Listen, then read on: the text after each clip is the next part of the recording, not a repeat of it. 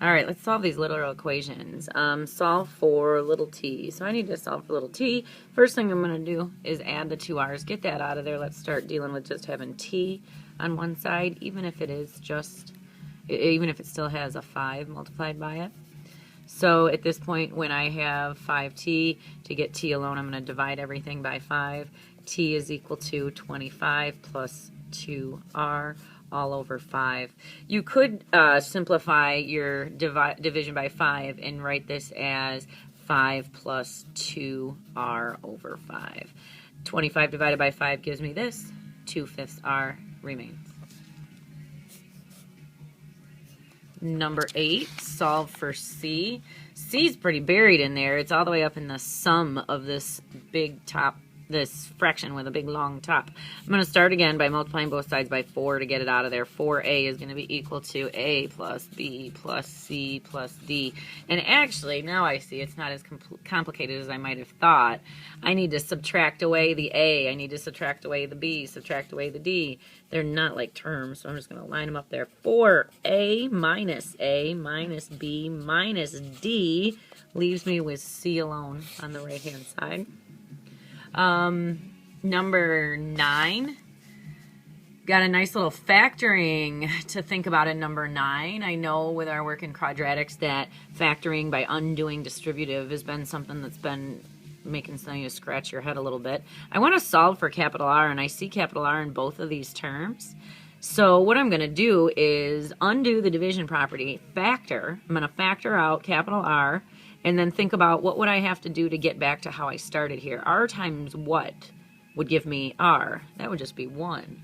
I'm going to subtract now. Just bring my subtraction sign in. Capital R times what will give me little r capital R? Well, that's just a little r. So there I am, looks more like a V, with capital R isolated outside these, isolated outside this quantity. So now I'm going to take and divide both sides by this quantity. 1 minus little r. So this whole factor divides out. R is going to be equal to S over the quantity 1 minus r. Sweet. Now, last but not least in our literals, solve for capital H. I'm sorry, I'm looking at capital H. Solve for capital N. That's up there. This one involves multiplication. Let's see what happens. I'm going to multiply both sides by 33,000. Look at me abbreviated as 33K to make it little. 33,000 capital H equals, let's see what's left over here, 62.4. I have the best eraser on that pencil. 62.4 capital N capital S. Well, this isn't too terrible. If I want to get N alone, I'm just going to divide out that 62.4 S. These will cancel here. Divide it over here, 62.4 S. And now I have capital N equals. The fact that there's a decimal point introduced right here is, I'm going to take that as permission for me to simplify this numerical part of this fraction into a decimal. Why not?